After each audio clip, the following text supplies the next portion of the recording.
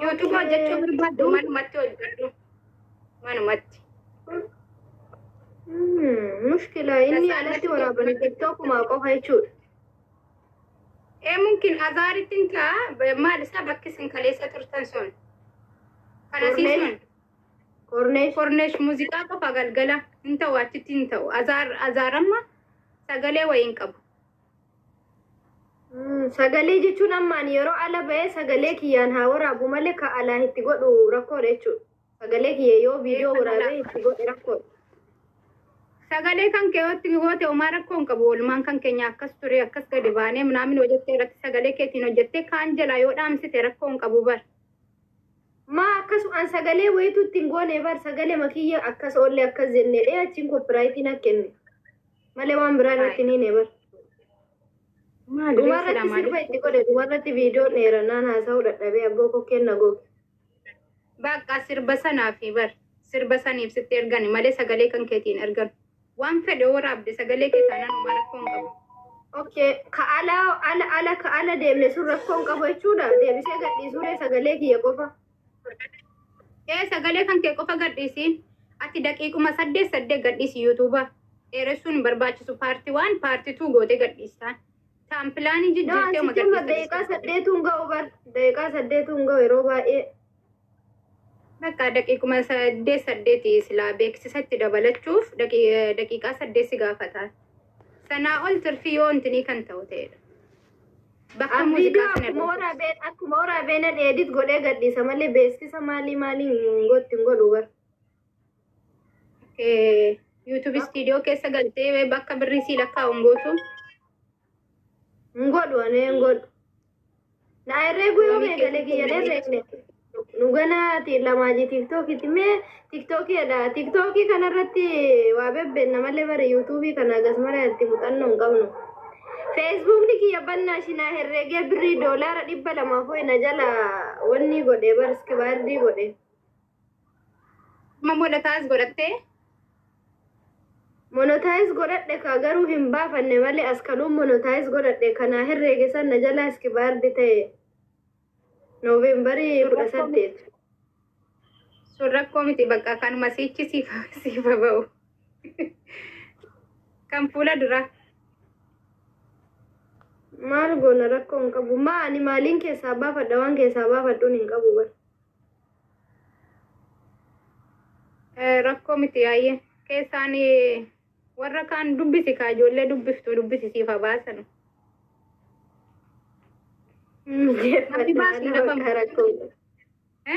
Nama baasu hin jira. Namatti himattee baaftaani. Namni irra caalaan of hin baafatu. Waan irratti ba'uu qabaa mitiire. Asumatti hin danda'ama ama akkasitti.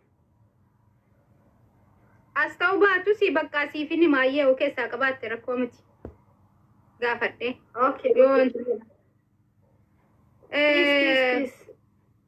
Maal isaa maqaan isaa? Sa'aatiin siif hin guunne yuutuubiin? Sa'a 4,000. Hin guunne ganaadha. Erga banatti ture? Waggaa 3 bar. Sana nama laalchisuu qabda yookaan sirriitti ilaaluu qabdan laal yuutuubii banattee waggaa utuu hin ga'iin sa'aatii 4,000 guutuu qabdaan seera isaatti. Alaasan booda. Ibsaan na ilaalee jira bar ganaadha namni si guutuu qabedha sa'a 2,000 afanaan jedhe. Sa'aan 2,000 yoo hafate immoo rakkoo hin qabuun warri as jala jirtan namni 200 ho'i isii jala kan jirtan TikToka jala kaadhu deemaatii viidiyoo si tokkos ilaalaatu yookaan immoo halkan gizee raftan hundi keessanuu viidiyoo si dheeraa ilaalaati itti banaa bulchaa fi. Ibsaan illee akkasuma naan jedhe deengadda na ilaalee ture.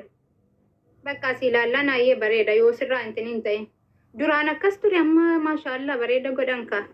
Innaa sa'aatii 2,000 sana nama tokko irratti itti yaaditi yookaan waa gaafadhu yookaanis wama ta'e wayii chaalenjii wayii wama vaariyaalii si bogoodhi sheer si goone koomunitii yuutuubarraa si keenya akkasitti sa'aatii kan kee guuttadhu monetize godhadhu.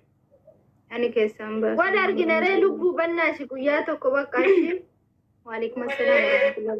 Rakkoon qabu baay'ee.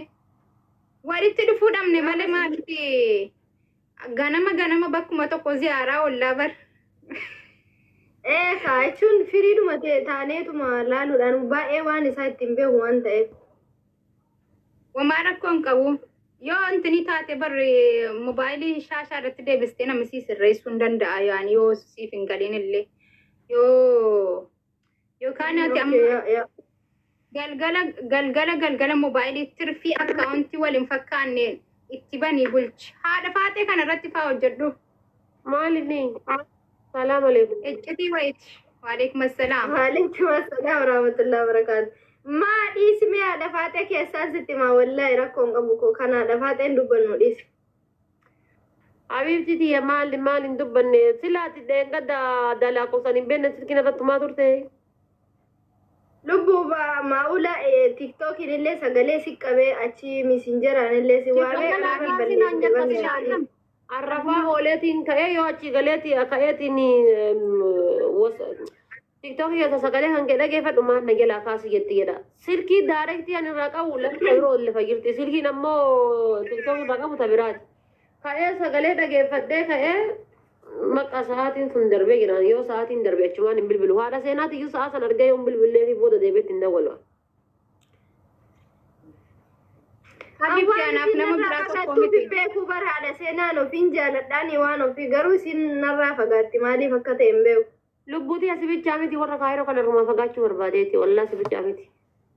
Warri kaayiroo lubbuu ani baraan ansi jaaladhaa bare jechuun ansi minnoo era qira biyya kan amma firdoosan sidiyaatte deenga dajjaarsa kan keetiin na dagattisa wal dhabdaniiti haadha faateetti diigee bultii isii jedhan. Bultii keenya rabbi diigeeti maal diida. Kuabar waa warra TikTokii beekuuf siin jedha bar ammoo osoo haguma firdoosan si bira teettee ijoollee si gargaartu san an guyyama takka yookaan lama sin biratti argee gaaf kaan isin wal dhabdanii haadha faatee si sochi dhaqaamii jedhan. Saniifuu abbaa uf mara boofni jedheeti lafee. Bakka amma bultiin keenya diigamee sodaatiin ka akka namni biraan diine akka rabbi diike namni hin beeka amma natti dhiyaatu. Ibsi nurra teessee hin janajjaniin. Bilbila isaanii qabaatee waluun dhabe malee. Dhaggeeffadhu nurra teessee janajjante beekadhu haadha faatee. Ahmed waalaikum assalaam warahmatullahi wabarakatuh. Qaali eessa badde rabbee dhiitii jirtaati? Fayyaadha. Nama tokko fidaan kan koo giiftarii intini leencanaa qaqqabatanii dhaabbataadha naa beekte akka keessaa nama fira hin qabne nan se'een dhiisii.